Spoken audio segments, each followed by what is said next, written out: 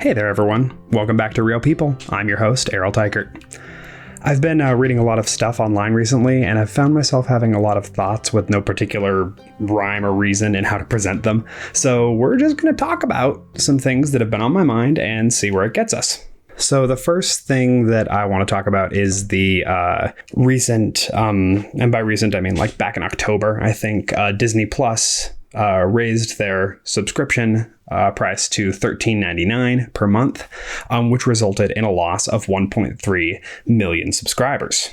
Okay, now that is significant because it makes their recent decisions since then more puzzling than enlightening. So first of all, Disney has announced they've already been doing this in Canada, but in the US, they are going to start cracking down on password sharing, suspending or shutting down accounts for people who password share. I think that's starting on March 14th is when they're going to start carrying that out. So if you're sharing a password on Disney Plus, don't. I'm sorry. It sucks, but that's just the way it is. And the reason they're doing this is because somehow, 4 years after their launch, Disney Plus still isn't profitable. And there are a number of reasons for this. And one of those, I think, is simply, and this is a problem for a lot of streaming services that are focused on producing original content. Original content costs money, right? And Netflix especially just dumps a lot of money into original content. And so Disney, I think, felt like they had to make a bunch of original content themselves to compete with Netflix in that regard. We're going to talk about that a little bit later. But I think that there is too much original content being produced across the board on all streaming services. I'm going to be picking on Disney a lot in this episode, but this is a pretty standard thing across the board for the major streaming services. Too much original content. Okay. Mandalorian, for instance, The Mandalorian, the average cost of a Mandalorian episode is $15 million. Okay. WandaVision reportedly cost $25 million per episode. For perspective, Game of Thrones and House of the Dragon costs $10 million per episode, I believe, if my memory serves me. Falcon and the Winter Soldier also cost about $25 million per episode. The site that I was looking at for these figures is a little weird. They just kind of lumped Falcon and Winter Soldier and WandaVision together and said that the average cost of a Disney Plus Marvel series was $25 million per episode. So that's the number we're going with right now. So they're spending a lot of money on content, original streaming content. And my question is, shouldn't a profitable Disney Plus have been easy with a low monthly subscription and a vast library of popular pre-existing titles? Why did they need to make anything? The big selling point when Disney Plus was announced was that you would get all of Disney for a low price per month, right? And here's the thing, Disney is a massively popular brand, all right? And their back catalog, just their back catalog, are some of the most popular movies in the entire world. So to know that at the press of a button, you could have all of those titles without having to put a disc in the player, as well as old Disney Channel TV shows and original movies and all that. That should have been enough, right? Why did they need to make so much original content? This question becomes especially relevant when you consider that last year, Disney Plus removed Willow, the series, not the movie, but the Willow series, Stargirl, and over 50 other titles. And then this year in 2024, which we're not even 3 months into 2024 yet, they've removed over 100 titles. And a ton of these titles that were removed over the past couple of years have been Disney Plus exclusives. Okay. More on that in a little bit, but I just want you to keep that in mind that like Willow, for instance, I mean, I knew some people who liked it and some people who didn't, but if you want to watch Willow, the series legally, there is no way to do that now. It's just not an option. So after the removal of all these titles and after price hike, and cracking down on password sharing hasn't happened yet, but I'm going to guess that's not going to make it profitable. Disney Plus still isn't profitable. And I want to talk about that. I want to talk about the big issue. I'm kind of using quotes here. The big issue that a lot of streamers and studios like to talk about when they talk about why their content isn't being engaged with legally. Okay, why isn't it being engaged with on their platform? Price hikes encourage piracy. People pay for a lot of streaming subscriptions these days. Streaming was originally kind of pitched as an alternative to cable. Like you don't need to watch cable if you can get the movies and shows that you want for a lower price over here. But now, with all the streaming services there are, everything is a streaming service. MGM Plus is a streaming service. All right. It's a streaming service just for MGM, which last I checked is owned by Amazon. So shouldn't MGM stuff be going on Amazon Prime? Am I missing something? Anyway, people are paying a lot for streaming services. And when the prices start to go up, people start dropping streaming services.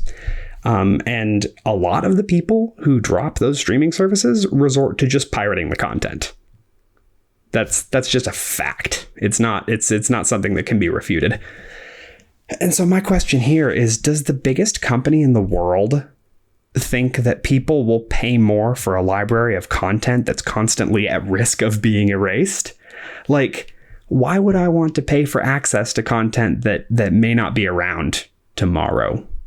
Like that I can't enjoy tomorrow. It's just one of the thoughts I had. And then cracking down on password sharing encourages piracy. Okay? Piracy. That's one of the 3 P's that we're kind of talking about today. And so the question I have here is, does the biggest company in the world really think that it's a good idea to crack down on password sharing when they've just reported a loss of 1.3 million subscribers? And now to get on the other side of this issue for a second, according to Reuters, Netflix gained 6 million subscribers when they cracked down on password sharing.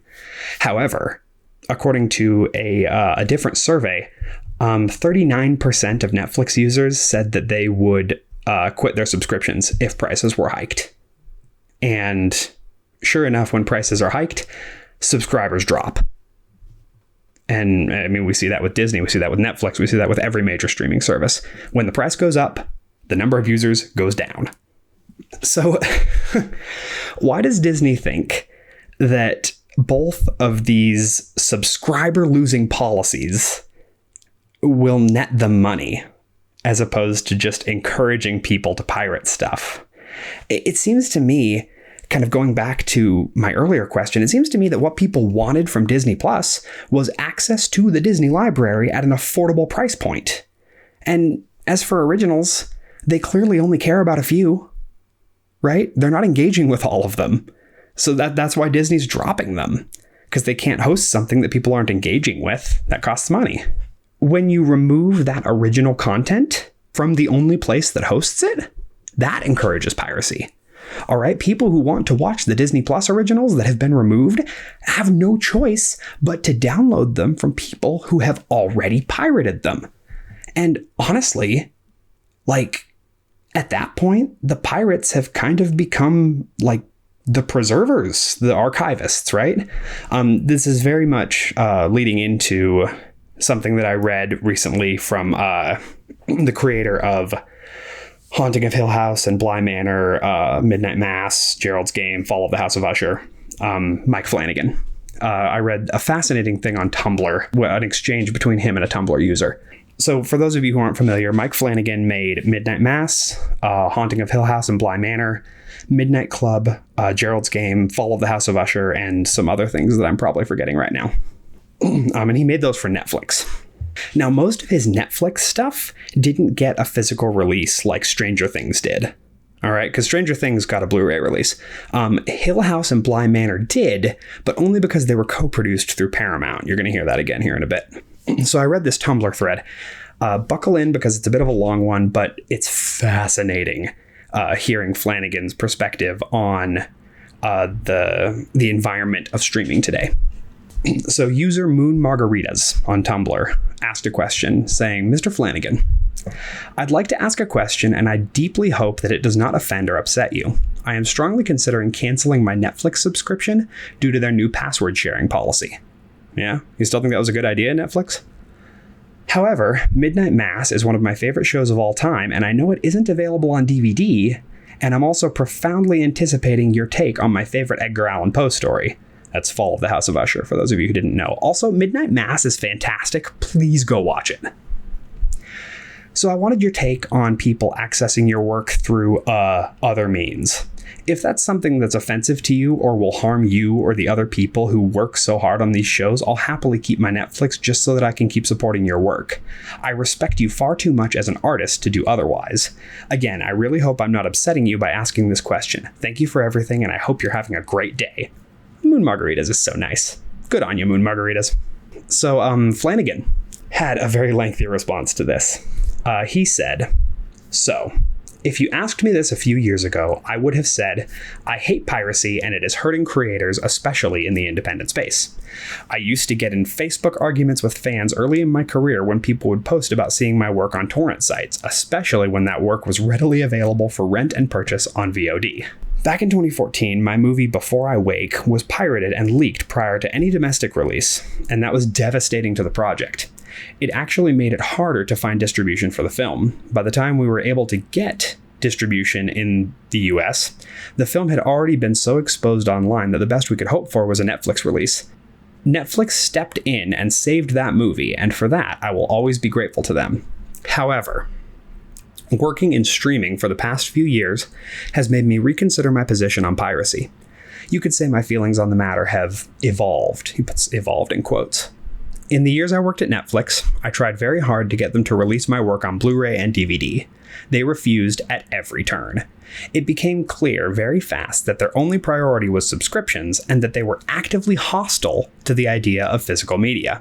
While they had some lingering obligations on certain titles, or had partnerships who still valued physical media and had flirted with releasing juggernaut hits like Stranger Things, that wasn't at all their priority. In fact, they were very actively trying to eliminate those kinds of releases from their business model. This is a dangerous point of view. While companies like Netflix pride themselves on being disruptors and have proven that they can affect great change in the industry, they sometimes fail to see the difference between disruption and damage. So much that they find themselves, intentionally or not, doing enormous harm to the very concept of film preservation. The danger comes when a title is only available on one platform, and then, for whatever reason, is removed. We have already seen this happen. And it is only going to happen more and more. Titles exclusively available on streaming services have essentially been erased from the world. If those titles existed on the marketplace, or on physical media like HBO's Westworld, the loss is somewhat mitigated, though only somewhat. But when titles do not exist elsewhere, they are potentially gone forever. The list of titles that have been removed from streaming services is growing quickly, quietly, and insidiously. So to answer your question, today, I am very grateful that my Netflix originals are available through other means. The issue of password sharing is a different one, but suffice to say, I do not blame you one bit for considering canceling your subscription. I still believe that where we put our dollars matters. Renting or buying a piece of work that you like is essential. It is casting a vote, encouraging studios who only speak the language of money to invest more effort into similar work. If we show up to support distinct, unique, exciting work, it encourages them to make more of it. It's as simple as that. If we don't show up, or if they can't hear our voices because we are casting our vote silently through torrent sites or other means, it makes it unlikely that they will take a chance to create that kind of work again. Which is why I typically suggest that if you like a movie you've seen through other means, throw a few dollars at that title on a legitimate platform. Rent it, purchase it, support it. But if services like Netflix offer no avenue for that kind of support, and can and will remove that content from their platform forever, frankly, I think that changes the rules. I've gone looking for archival copies of Midnight Mass and some other work for myself, and that has led me to some bootleg Blu-rays created by people who operate through other means. The result is that I now have 3 copies of Midnight Mass on Blu-ray in my collection. The quality is excellent. The people who created these even went through the trouble to make animated menus and cover art, and I have to say they're quite good. I found these online, it wasn't difficult, and it wasn't expensive. I'm told the quality of torrent sites is pretty great. And honestly, at this point, given Netflix's position on the matter, I'm very glad they exist. All to say that physical media is critically important. Having redundancy in the marketplace is critically important. The more platforms a piece of work is available on, the more likely it is to survive and grow its audience. At this point, if a studio refuses to make them available, I am fully on board with any means that protect and archive the work, and to make the work available to an audience outside of that platform's exclusive base. But I will say that if you do cancel it, I am profoundly grateful that my work is available somewhere else. And if you take advantage of that, that is absolutely, positively, unequivocally fine with me. Whew. There you go. That's Mike Flanagan's take on all this. It's much more erudite than anything I could come up with. Whenever the issue of piracy comes up, studios and platforms like Netflix and Disney and the like are insistent that piracy hurts creators and filmmakers most of all. So what does it say about the ethics of these platforms if their approach to exclusivity in physical media is causing filmmakers to actively advocate for piracy? Shouldn't that be a red flag for them? A massive red flag that maybe they're doing something wrong? Shouldn't they be cultivating an environment where creators are coming to their defense? Just some stuff to think about. It puzzles me that Netflix is so hostile toward the idea of physical media, because that hostility has actively encouraged people to pirate their work and not give them money. Now, it should be mentioned, acknowledged, that Disney has released The Mandalorian and WandaVision on disc. I think they might have released Falcon, but I can't remember. So that indicates more openness to the idea than what we see with Netflix. But here's the thing. Until this is standard with every Disney Plus original, there is no reason to believe they've learned their lesson. There's no reason. They're just releasing their most popular stuff on disc. So every piece of original content on a streaming platform should be considered on the brink of being removed at all times. That's the approach we have to have with streaming. That's why we have to demand physical media. This is why physical media matters. Okay? When you buy a disc, that disc is yours. If a studio or a platform goes under, we're going to see it happen. Disney Plus could go under. I know it doesn't seem realistic, but they could. Or if a title is removed from the site that hosts it, like we've seen Disney Plus do with many of their original content, original series and movies, they can't take that disc away from you. Okay? They can't come into your house and take that disc. It is yours. All right? I don't know how many people know this. I try to spread awareness of this at every opportunity. But when you buy a movie for your digital library, okay, or when you redeem a digital copy that comes with a Blu-ray, there's an end user license agreement that you agree to in order to redeem that title. And that end user license agreement, that agreement says that you do not own that title. Even if you bought it at full price, you still don't own it. What you own is a license to watch it All right. So if they decide to take it down to eliminate access, there's nothing you can do about it. You wasted your money. Now, I have a very healthy digital library. I have something like 200 digital copies on my Movies Anywhere, and that's fine. I'm not saying don't get those movies, but you have to be aware that you do not own those digital titles. Almost all of the 200 titles that I have came with the purchase of a Blu-ray disc. All right. So even if Movies Anywhere were to go down or remove some of those titles, remove access to some of those titles, I would still have it on disc. It's still mine. Recently, there was a licensing dispute between Sony and Warner Brothers / Discovery that put a bunch of Discovery content at risk. Okay, Sony was going to remove it. But due to outcry about this, that eventually got walked back. They said, no, you're still going to be able to watch your Discovery stuff. I think the agreement was that people wouldn't be able, like new people wouldn't be able to buy it anymore or something like that. However, that is not where the story ends with Sony. They clearly did not learn their lesson from this. So Sony owned an anime platform called Funimation. They owned like 93% of it. So Funimation was a big name in anime, and they had a rival called Crunchyroll, which is much more well known, I think. Sony bought Crunchyroll in 2021, and so, I mean, I guess it probably seemed to people who really liked anime that, oh, well, these rivals are going to be under one roof. That's good for us, the consumer, because that just means that they'll be working together instead of competing. That's not the case. It's not what happened. Last week, they announced that they were shutting down Funimation, and they were going to be erasing all users' purchased Funimation content. Okay? Here's what they said in a company statement.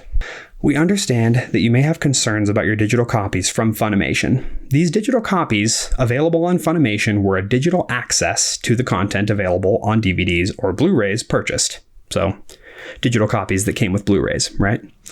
Please note that Crunchyroll does not currently support Funimation digital copies, which means that access to previously available digital copies will not be supported. However, we are continuously working to enhance our content offerings and provide you with an exceptional anime streaming experience. We appreciate your understanding and encourage you to explore the extensive anime library available on Crunchyroll. Now, I'm not an anime person, so I probably wouldn't anyway, but I especially don't want to now, right? This is exactly what I'm talking about. If you let's say you bought a DVD, okay? Let's say you bought a DVD and then redeemed the digital code on Funimation and added it to your Funimation library. And then you gave the DVD away, or you sold it on Marketplace or something. So you only had the digital copy. I know so many people who have prided themselves on their library going all digital. If you bought a DVD with Funimation content, redeemed the digital copy, and then now don't have the DVD, pardon me, but you're shit out of luck. Only the people who still have the DVDs get out of this, I'm not going to say unharmed, but less harmed. Okay? Going all digital is a super dangerous gamble, and we're seeing that right now. And in a move that really pissed me off, Best Buy and Target have quit selling DVDs and Blu-rays. They're just not selling them anymore. And they're doing that despite not being able to keep Oppenheimer Blu-rays on the shelves. They couldn't stock them fast enough. There is demand for physical media that they're just kind of ignoring or denying. And so we're in a place where physical media is becoming less available, and due to the streaming exclusive stuff, right? But some of that streaming exclusive stuff goes away, and with no ability to buy it on with no ability to buy it on physical media, what other choice does a user have who wants to engage with that content? They have to get it from someone who pirated it. And here's the thing. If you get caught pirating something like Willow, the odds are virtually certain that Disney will come after you for a lot of money. Okay? They're going to punish people for getting content the only way that they can. Okay? So be careful. All right? If you're going to go down this route, you've got to do your research and you've got to learn how to do it safely. I'm not advocating for one thing or another, but if you're going to go down that road, make sure you know how to do it safely and keep the all-seeing eyes off of you while doing it. But more importantly, keep your discs. Buy discs. Buy Blu-rays. Okay, buy. If we're talking about video games, buy the discs or the cartridges. All right. Now, I mean, I have a lot of digital games. I have a very healthy Steam library, but the thing is, on PC, it's becoming almost impossible to actually buy a disc anymore. So you're kind of at the mercy of whatever platform hosts your games. If for some reason Steam decided that half of my video games weren't going to be supported anymore, there's nothing I could do about that. So keep your discs, buy discs. Like Flanagan said, support the stuff you watch, the stuff you like. Because in the future that these streaming services are trying to force, what you're able to watch is entirely up to them. And that's not okay. We shouldn't be okay with that. We shouldn't be okay that that's the direction that this is going. We can change that. The future of physical media is up to us. If you want to own the stuff you buy it physically. Don't be afraid to drop your subscriptions if something you don't like is happening. That's how you tell them that you don't like something. Because they're not listening. They're not listening. They're not listening to Facebook posts. They're not listening to tweets. They're not even listening to customer service messages or emails or chats or calls or whatever. They're not listening. They say they are, but they're not. The only thing they listen to is their bottom line. And if their bottom line is bad enough, they have to change something. Okay? The future of physical media is up to us. Buy physical. Anyway, that's some stuff that's been on my mind recently. As you can tell, I feel particularly passionate about the later stuff. But it's all connected. It's all related. You know, I'm not liking the way that the future is trending, and I think that we need to change it. And I try to do my part. I buy the stuff that I like when I can. Like, I loved the Netflix Matilda musical movie. I wish I could buy that on physical media, but I can't. I'd love to. Anyway, thanks for tuning in, everyone. That's really all I have to say. I could ramble on about what I like and what I don't like, but, you know, it can be scary when we're talking about this kind of stuff. But just remember, when real people stick together, we can change the world, and we can make life better for the people making our art. So in that spirit, on with the movies. See you next time.